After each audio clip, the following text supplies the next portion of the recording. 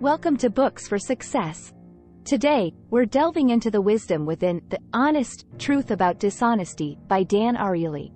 Using various experiments to uncover the hidden factors that drive us to cheat in everyday situations, author Dan Ariely finds that certain anticipated motivators, for example, money, actually don't play a crucial role in our dishonesty. At the same time, other, quite unexpected forces influence us very strongly, for instance, the social acceptability of cheating, and even our altruistic tendencies. Who's it for? Anyone who considers themselves to be a good, honest and honorable person. Anyone interested in the psychology of irrationality. Anyone who wonders why people constantly cheat and lie. Before we begin, subscribe and ring the bell for notifications if you want to keep receiving the knowledge of book summaries about health, wealth, love, psychology, and much more. Don't be shy about dropping your book suggestions for us to summarize. Also, you can use this video as an audiobook summary. Let's grow and succeed together. What's in it for me? Understand the psychology of cheating to control it in yourself and in others. Most of us would like to believe that we're good, honest people, but unfortunately that's simply not true. We're all cheaters. While the majority of us may not be cheaters on a grand scale, every day we are motivated, usually irrationally, to lie, deceive and cheat in one way or another. And cheating is everywhere. In our schools, at the office, in the home and, in the form of self-deception, even in our own minds. But why are we so dishonest? In The Honest Truth About Dishonesty, behavioral economist and author Dan Ariely investigates the many, often opposing forces which motivate us to cheat and lie, and to stay honest. Using many experiments designed to reveal the drivers and parameters of cheating, such as one's moral sense, physical and mental fatigue, temptation, Ariely presents a fascinating examination of dishonesty in its many contemporary forms. Here, you'll find out why being reminded of the 10 Commandments can reduce the chances that you'll cheat, why knowingly wearing fake designer clothes will affect your overall moral behavior, how cheating is contagious, transmitted like an infection from person to person, why committing one dishonest act leads to another, and why, if we cheat, we're likely to trick ourselves into believing that we didn't. There is no shortage of lying, cheating and corruption in our society today. Do you think that just a few bad apples are responsible for most of the cheating in the world? Or that the problem is actually more widespread? Unfortunately, the correct answer is the latter. We all cheat. Take, for example, a gift shop located in a Washington, D.C. arts center, which was run like a traditional lemonade stand, using just a cash box instead of a cash register. Although business was good, each year $150,000 would go missing. The organization searched for the thief, eventually finding and dismissing the employee they believed was stealing the money. That should have been the end of the matter. However, money continued to disappear. Finally, the organization decided it should manage the shop more strictly, setting up an inventory system with price lists and sales records. It worked. From that point on, no more money went missing. So, who stole all that money? It turned out that, all along, the problem was not just one thief, but many well-meaning volunteers who each took just a small amount of cash. Of course, cheating sometimes occurs on a much grander scale. Consider the example of Enron, one of the largest firms in the United States, which had achieved its massive success by means of a series of creative accounting techniques. Essentially, Enron's employees had been cooking the books, or lying about their revenues and profits. Moreover, they were assisted by consultants, rating agencies and Enron's board of directors, all of whom turned a blind eye to the deception. As the lies spread throughout Enron, the deception intensified. Ultimately, when the truth was made public, the company collapsed. If it were true that just a few bad apples were responsible for most of the cheating in the world, the problem might be fairly easy to solve. However, as we'll see in the following sections, most of the world's deception is actually made up of many different and subtle kinds of dishonest acts that each of us regularly practice. Cheating is not based solely on rational thinking. How do we decide whether or not to cheat or lie in a specific situation? According to the prevailing notion of cheating, the cheater or liar makes a rational decision based on the following factors. How much can I gain from the crime? What is the probability of getting caught? If I am caught, what's the expected punishment? By weighing benefits against costs, people decide whether or not to cheat. In the real world, however, when it comes to cheating, people don't act in such a rational way. Firstly, the chances of cheating do not increase in accordance with the potential gains. Consider this experiment, conducted by the author. Two groups of participants were asked to solve similar mathematical problems. For every one solved, the participants would receive 50 cents. The first group, where the participants' written answers were checked by a facilitator, solved 4 out of 20 problems correctly, on average. The second group, whose work went unchecked, claimed to have solved 6 problems on average. In other words, the second group cheated. However, the amount of cheating did not increase when participants were promised up to $10 for each correct answer. Secondly, the probability of getting caught isn't as big an influence on our decision to cheat as we might think, as the author demonstrated in a variation on the above experiment. This time around, there were 3 different groups and conditions. In the first, participants were allowed to shred half of their worksheets before handing them in and getting paid. In both the second and third groups, the entire sheet could be shredded, but in the latter group the participants were also instructed to pay themselves from a large bowl of cash. The result? Of course, many participants cheated. However, the amount of cheating was the same across all conditions. In other words, the odds of being caught had no influence on the participants' decision to cheat. Our own morality is connected to the amount of cheating we're comfortable with. As we've seen, people don't necessarily cheat more just because they're given the opportunity. So, what stops us from cheating as much as possible? In short, our own morality. People usually have to handle 2 opposing impulses: to get ahead by dishonest means and to consider themselves to be good, honest people. Consider this scenario. The author invited an accomplished business consultant, actually a comedian in disguise, to come and speak to his students. The guest proceeded to offer the students many tips for how to succeed through cheating. By the end of the lecture, the students were impressed by the advice they'd heard, but couldn't help feeling disturbed by the consultant's explicit recommendation to cheat. On the one hand, the students found the advice rational and tempting. On the other hand, something was preventing them from agreeing wholeheartedly with it. Even though people might want to cheat, their sense of morality tells them not to go through with it. Moreover, if we're reminded of the expected ethical standards before we're tempted to cheat, our capacity to cheat is further diminished. As an example, consider the math experiment described in the previous section, a variation on which was conducted by the author under 2 new conditions. Before the math test begins, the first group is asked to recall the 10 commandments, while the second is instructed to recall 10 books they studied in high school. Afterwards, both groups are lured into cheating on the math test. When the author conducted this experiment, he observed the usual, moderate cheating in the second group. But in the first group, no cheating took place at all. Why? The moral code they were reminded of beforehand had influenced their behavior, making them reluctant to cheat.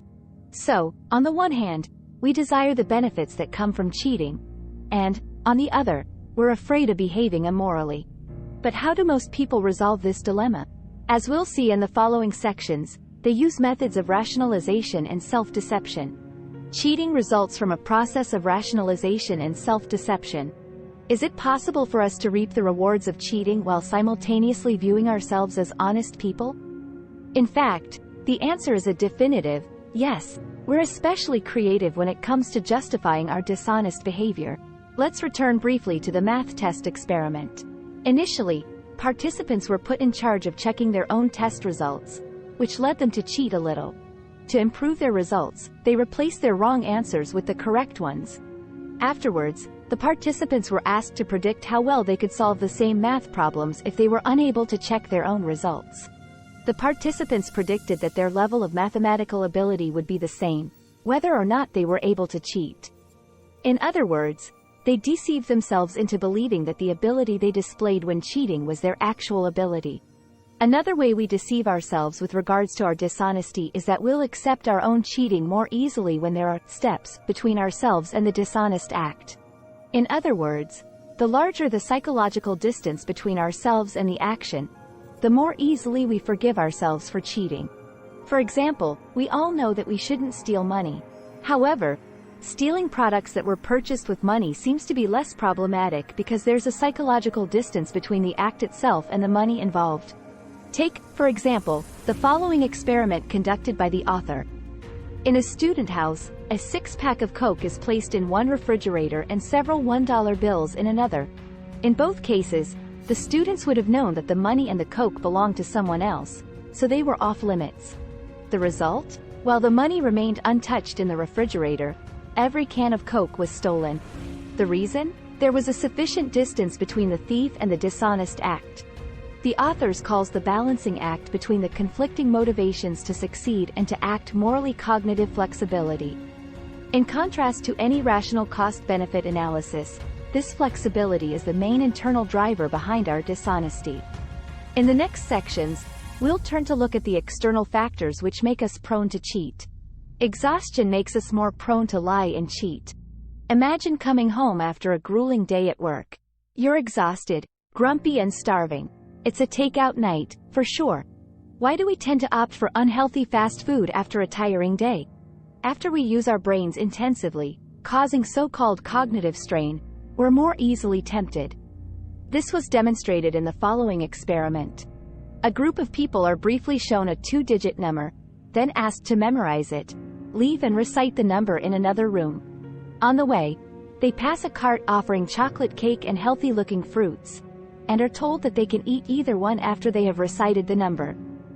But there's a catch. They have to make their choice now. The same procedure is repeated with a second group, with a crucial difference. This group are given a 7-digit number to remember. The result? Each group's choice of snack depended on the number of digits they had to keep in mind. Those participants who had to remember the 7-digit number more frequently chose chocolate cake. But cognitive strain not only increases the likelihood of succumbing to temptation, it also causes people to cheat. Take, for example, this experiment. Participants are divided into 2 groups. The first is instructed to write a short essay without using the letters A and N, a very tricky task, and to then solve a math problem. The second group is also asked to write an essay without using X and Z, a relatively easy task. They also have to solve a math problem. Since both groups were allowed to shred their worksheets before reporting the number of questions they answered correctly, the opportunity for cheating was great. In fact, both groups did cheat, but the amount of cheating in the first group was 3 times as high as in the second group. The simple act of wearing fake designer clothes can make us cheat more often and distrust others. At some point in our lives, a significant number of us have worn fake designer clothing. However, which of those people would have guessed that this apparently insignificant act of dishonesty could affect them in unexpected, negative ways?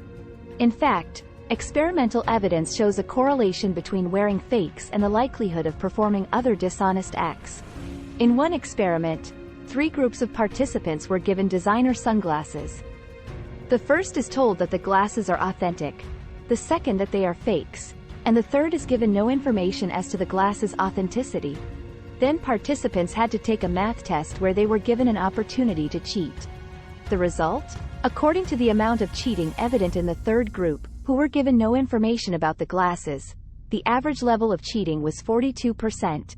However, in the other groups the results were quite different. In the first group, the positive self-image engendered by the participants' belief in the glasses' authenticity meant that just 30% cheated on the test. But in the second group, the negative effect of wearing fakes was so significant that an incredible 74% of the participants cheated. As this shows, committing one dishonest act, in this case, wearing fake designer sunglasses, increases the chances of committing another. Not only that, but wearing fakes can even make us more suspicious of others. In another experiment, the author again provides 3 groups with sunglasses under the same 3 conditions as before. After having enough time to enjoy their sunglasses, the groups are asked to complete a survey evaluating the morality of other people. The result was that, in comparison with the other groups, those participants who knew they were wearing counterfeit glasses judged their acquaintances as more likely to act dishonestly. The more socially acceptable cheating appears to be, the more we're likely to cheat. So far, we've looked at the self-deception behind an individual's dishonest behavior. But what about the social aspects of cheating? Can dishonesty be transmitted from person to person? In fact, dishonesty can spread via the process of social contagion, through which similar behavior spreads among individuals. This is shown in the following experiment. Participants are split into groups and set a math test under differing conditions. For each problem they solve correctly, the participants receive money. One group is given the opportunity to cheat. The participants' completed worksheets are shredded and they simply report the number of math problems they solved. In another group, however, a social element is introduced. Soon after the test begins, a fake participant rises from her seat and exclaims, "I finished. I solved everything." Although it's obvious that she cheated, the participant is paid in full in front of the whole group. The result? While participants in the former group do cheat a little, those in the latter group cheat much more. The participants claim to have solved about twice the number of answers they actually got right. By witnessing a single person getting away with cheating, the other participants' tendency to cheat increased dramatically. Furthermore, it's not always true that being in a group limits the likelihood of cheating, as can be seen in the next experiment. In groups of 2, participants collaborate on a math test. If the partners just observe each other, cheating doesn't occur. But if they're also given the freedom to talk, the participants learn that they could mutually benefit from acting dishonestly. Thus the groups end up cheating. Why? There are two forces at work here. When the participants only watch each other, they're effectively supervising one another, which limits cheating. Yet, once they're able to converse, altruistic tendencies emerge. Cheating increases among participants when team members can benefit from their dishonest behavior. We can curb cheating only by understanding exactly why people behave dishonestly. Now that you've learned all about dishonest behavior, how can you use this knowledge to keep such behavior under control? First, you have to take into account the psychology of cheating. Take, for example, the following situation. A woman realized that her maid had been stealing meat from the freezer every couple of days. What did she do? Her first act was to put a lock on the freezer. Then she told the maid that she suspected some people who occasionally worked at the house, and therefore only the maid and herself should be key holders. Also, she gave the maid a small raise to compensate for the increased responsibility. Did her approach work? Yes.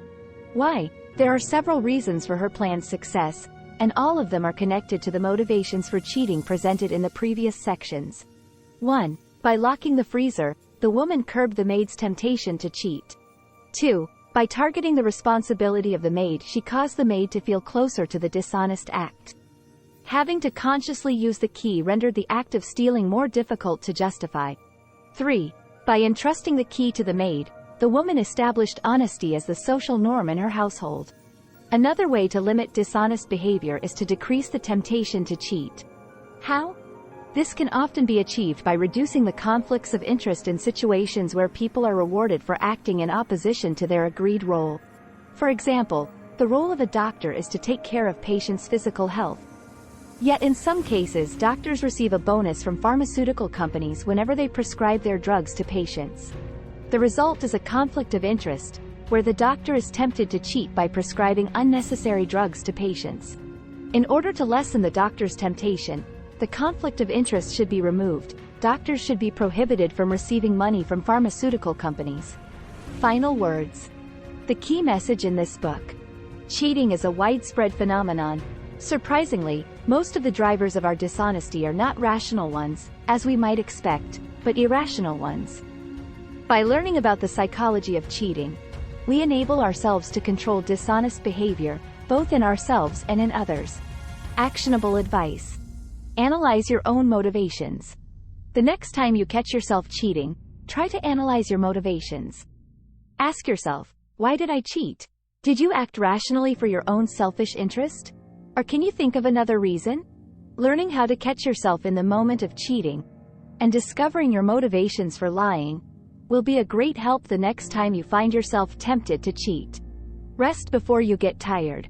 One external factor in cheating is mental and physical exhaustion. In this state, we're more likely to give in to temptation, cheat and lie. It's important, then, that, where possible, you don't let yourself become overtired. Instead, Make sure you take regular breaks and rest before you end up exhausted and likely to cheat. Thanks for being part of our insightful voyage. If our summary piqued your interest, we encourage you to dive into the complete book for a deeper understanding. Don't forget to like this video, subscribe for more content if you're new here, and share it with others who might find it valuable.